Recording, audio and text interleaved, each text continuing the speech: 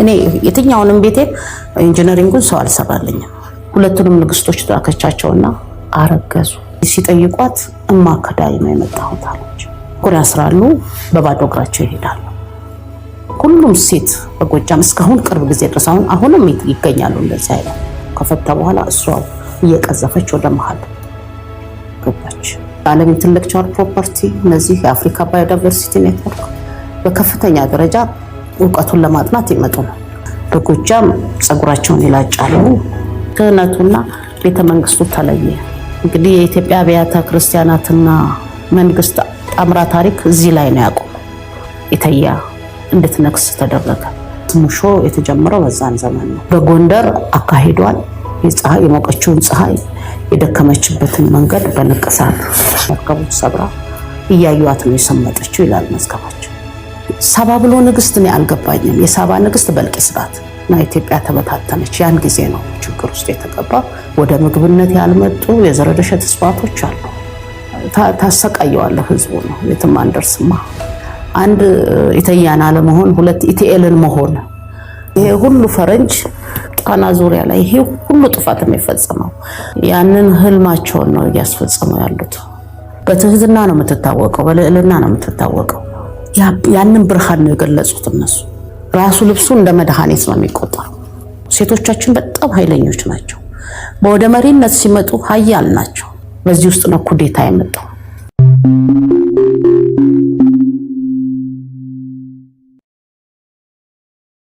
ኢተያ ንጉስ አጋብስ በክህነት አግብቶ ያው ወለዳት። ስትወልድ እሷን የወለደች እናት ሞተች። በእኛ በኢትዮጵያ ነገስት ከሚስቱ ከሞተች በኋላ ሁለተኛ አያገባም፣ ይመነኩሳል ወይም ወደ ፈጣሪው ነው የሚቀጥለው። ከዛ በኋላ ወንድ ልጅ ስላልነበረው ክህነቱና ቤተመንግስቱ ተለየ። እንግዲህ የኢትዮጵያ አብያተ ክርስቲያናትና መንግስት ጣምራ ታሪክ እዚህ ላይ ነው ያቆመው። ካህኑ ነበር የሚገዛት። አሁን ክህነት ለሴት ስላልተፈቀደ የተፈቀደለት ሰው ስለሞተ ሌላ ወንድ ንጉስ ስላልነበረ ኢተያ እንድትነግስ ተደረገ። በሞተችበት ሰዓት የአዜቢያን ንግስት አዜብ እንድታሳድጋት ተደርጋ ነበር። ንግስት ስለነበረች እናት ስለሌላት እንደ ሞግዚቷ ሆና አሳድጋት ነበር። ስለዚህ እማ የምትላት እናት የምትላት እሷን ነበር። በኋላ አባትየው ሲሞት ንግስተ ነገስታት ስትሆን ካጠገቧ የነበሩት የንግስት አዜብና ንግስት በልቂስ ነበሩ። እነሱን ሁለቱን ይዛ ነበር በየገዛች የነበረችው። በዚህ መካከል ነው ወደ ሰለሞን የተጠራችው። እንግዲህ በዚህ ውስጥ ብዙ አመት ገዝታለች። በምዕራቡም በምስራቁም በሰሜኑም በደቡቡም ያለውን ግዛቷን አስፋፍታ እየገዛች እያለች ሰለሞንንም እያስገበረች እያለች ቤተመንግስቱን ለመመረቅ ታምሪን የሚለው ነገር አልገባኝም። እኔ ሁልጊዜ ነጋዴም ንግስት ጋር ሊሄድ አይችልም። የሊቃውንቱን ደግፈዋለሁ። ያን ወቅት ላይ ሄደች። እሷ ንጉስ ትፈልግ ነበር። ምክንያቱም እሷ ካለፈች በኋላ ገዢ አልነበራትም። አንድ ንጉስ ተፈጥሮ ኢትዮጵያን የሚገዛ እስራኤልንም የሚገዛ ሁለት ሰዎች ማግኘት ነበርላት። ሁለቱንም ንግስቶች ታከቻቸውና አረገዙ። በዚህ ውስጥ ነው ኩዴታ የመጣው። ወዲያው መኳንንቶቹ እሷን ይዘው ወደ ጣና መጡ። ንብረት የነበረው ጣና መቅለሜ ላይ ነበር። ሲጠይቋት እማ ከዳይ ነው የመጣሁት አለች። ወዲያው መለቁን እንዲፈታ አዘዘችው። ወታደሩን መርከብ የሚነዳው እቃዋን ጫነች። መለቁን ከፈታ በኋላ እሷ እየቀዘፈች ወደ መሃል ገባች እና መርከቡን ሰብራ እያዩዋት ነው የሰመጠችው ይላል መዝገባቸው። ከዛ እቴመቤቴ ማልቀስ ሙሾ የተጀመረው በዛን ዘመን ነው። ሁሉ ጊዜ የሚታዘንላት ንግስት በጎጃም ጸጉራቸውን ይላጫሉ። ያው ለግዛት ሄደች። አባቷን ነው ስትቀብር እዛው አክሱም ላይ ነገሰች እንጂ ትውልዷ ጣና ነው። ጥቁር ያስራሉ፣ በባዶ እግራቸው ይሄዳሉ። ሁሉም ሴት በጎጃም እስካሁን ቅርብ ጊዜ ድረስ አሁንም ይገኛሉ እንደዚህ አይነት። በጎንደር አካሂዷል። የሞቀችውን ፀሐይ የደከመችበትን መንገድ በንቅሳት አደረጉት። ኢተያ ታላቅ ንግስት ነበረች። በጣም የምታሳዝን ንግስት ናት። ሳባ ብሎ ንግስት ነው አልገባኝም። የሳባ ንግስት በልቂስ ናት። የአዜቢያን ንግስት ሳሆዬ ወይም ንግስት ማክዳ ናት። ንግስት ማክዳ የሚኒሊክ እናት ናት። ትልቁን ግዛት የያዘች እሷ ናት። በልቂስ ዛጉዌን ይዛ እንግዲህ ይሄንን ባቢኤል መንደብና አሰብን ይዛ ወሎን ይዛ የታችኛውን ክፍል ያዘች። ወዲያውኑ ተወረሩ። ሁሉም የራሱን ግዛት ተከፋፈለ። ኑቢያም ለብቻ፣ ካልካታም ለብቻ፣ መረዌም ለብቻ፣ ምስርም ለብቻ ሆኑ። ወዲያው ከምስራቅ የመጡ ሀያላኖች ከበቧቸው። ኃላፊ አጡ እና ኢትዮጵያ ተበታተነች። ያን ጊዜ ነው ችግር ውስጥ የተገባው። ኢተያ ሞተች። ዘረደሸቱ እርስ በርሱ በቃል ትምህርት እያስተላለፈ እንዳትጠፋ ኢተያ ያው ምልክቶችን እየተወ ነው እንግዲህ 5800 ዘመን ያለው 75ቱ ዳይናስቲ ኢተያ ላይ ያቆማል። ከዛ በኋላ መድኃኒቶችን ነው እየተከተልን ታሪክ እየተማርን መድኃኒቶችን እየተከተልን የመድኃኒት አመጣጥ ራሱ ዓለም እኛን የሚጠይቀን ከኢቲኤል ነው ጀምሮ እዛ ገብተን ይዞ የገባው ኢቲኤል የዓለም ኢንተሌክቹዋል ፕሮፐርቲ እነዚህ የአፍሪካ ባዮዳይቨርሲቲ ኔትወርክ በከፍተኛ ደረጃ ዕውቀቱን ለማጥናት ይመጡ ነው። ኢትዮጵያውያኖች ግን አይመጡም፣ አይፈልጉም። ያሳዝናል። ተገዢዎች አይደለንም። መገዛት መልመድ ራሱ በእውቀት መገዛት ዕውቀትን ማወቅ ሳይሆን መገዛት ነው። አሁን የፈረንጆን ዕውቀት ተገዢ ናቸው እነዚህ ሰዎች። በቃ ያሳዝናሉ። እኔ እውነት አዋቂዎቹ ያሳዝኑኛል። 600 እጽዋት ብለው በአዲስ አበባ ዩኒቨርሲቲ ፕሮፌሰር ደረጃ ሲያወሩት ደነግጣለሁ። በጣም ብዙ እጽዋቶች ያልታዩ ወደ ምግብነት ያልመጡ የዘረደሸት እጽዋቶች አሉ። መለመንም የለብንም። እንደው አንድ ነገር ማውጣተን እኮ ዳር ማድረስ እንችላለን። እሱንም አይፈልጉትም። እንደው እንዲወሳም አይፈልግም። እኛም አሁን ስለሰለቸን ማውሳቱንም እንደው ስለመጣችሁ ነው እንጂ እናንተ ወደዚህ ማውራቱም ለህዝቡ ማሳወቁ ብዙም ታሰቃየዋለህ ህዝቡ ነው። የትም አንደርስማ።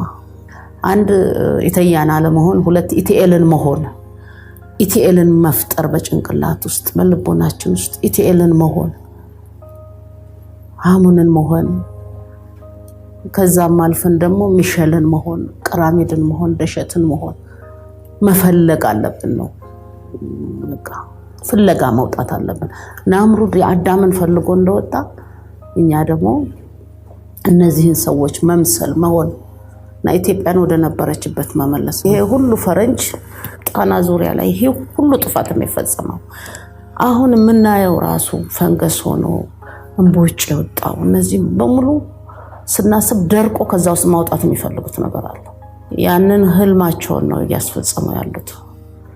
ዓለም ጣና ላይ ህልም አለው፣ ትልልቅ ሚስጥሮች አሉ እና እሱን ላይ የኢትዮጵያ ህዝብ ማበርታት አለበት። ሁለተኛ ደግሞ ዳይቨርሲቲው መለወጥ የለበትም። እኔ አሁን ሁሉም በሚጠቀሙበት መልክ አድርገን ዳይቨርሲቲው ሳይለወጥ የነበረው ነገር ባይለወጥ ተፈጥሮ ሳይለወጥ ቢቀጥል ጥሩ ነው።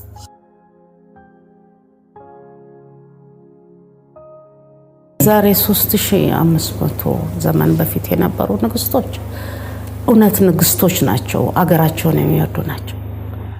በቃ የራሳቸውን ስሜት የሚገልጹ የራሳቸውን ክብር የሚገልጹ ሳይሆኑ ስለ አገር የሚጨነቁ ስለ ግዛት የሚጨነቁ ቅድም ባልኩት በልዕልና ውስጥ በርህራሄ ውስጥ የነበሩ ንግስቶች ነበሩ። ሀያላን ናቸው። እንግዲህ ንግዱንም ይዘውታል። ከዓለም ጋር ያላቸው ለውጥ በጣም የፍቅርና የትህትና ነበር።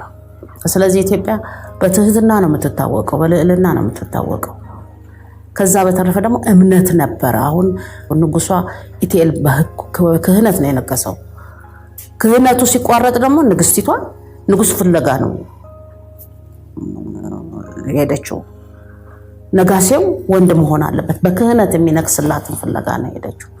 ለንግስት አዜብ ልጅ ለምሳሌ ሚኒሊክን ስታሰለጥነው በክህነት የሚነግስ ንጉስ አድርጋ ነው የቀረጸችው። አንዳንድ ጊዜ ባልሆነ መንገድ ውስጥ ተሄደ።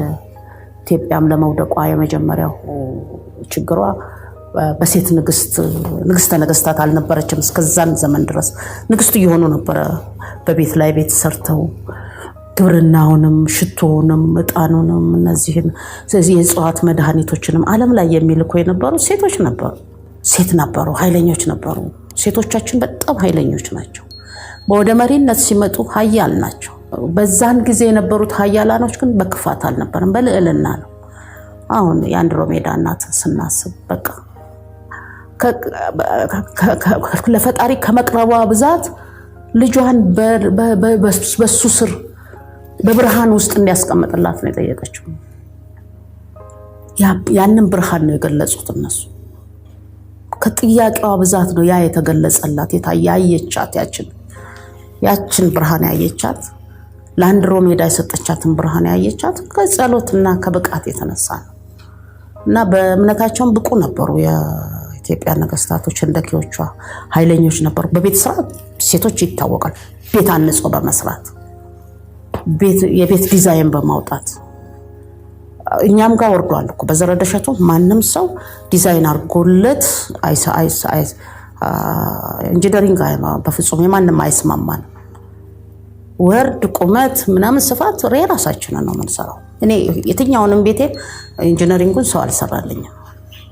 በዚህ ብዙ ችግር ውስጥ እገባለሁኝ። ለምን መንግስት እንትን ኢንጂነር ይፈልጋል፣ እኔ ደግሞ ኢንጂነሪንጉ አይመቸኝም። ልክ እንደዛ አርገው ነው የሚቀርጹትና ሴቶቻችን በቤት ስራ ይታወቃሉ፣ በቅመማ ቅመም ይታወቃሉ፣ በሕክምና ይታወቃሉ። የድሮቹ አካሄድ፣ አለባበስ ሁሉ ሽመና ሁሉ የሴቶቻችን ነው። ወንድ ሸማኔ በኋላ ነው የመጣው። ወንዶች በአደን በትላልቅ ዕውቀቶች ላይ ነው። ወንዶቻችንንም ያከብራሉ። እንዳሁን ሴት ወንድ የሚባል ነገር የለም። የወንድም ደረጃ አለው፣ የሴትም ደረጃ አለው። አሁንም በዚህ በሊቃውንት ጉባኤ ብዙ ሴት የለም፣ ጥቂት ነው። ለዛውም ብዙም አንዘልቅም እኛ ከበድ ያለውን ነገር ስለማንችለው። ግን ሴቶች ክቡር ናቸው።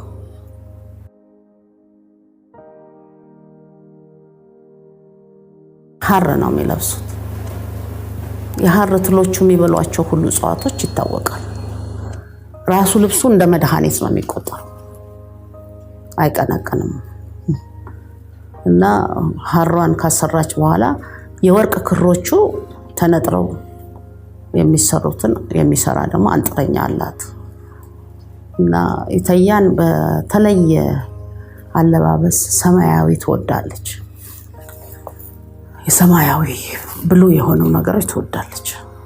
እሱን ትለብስ ነበር።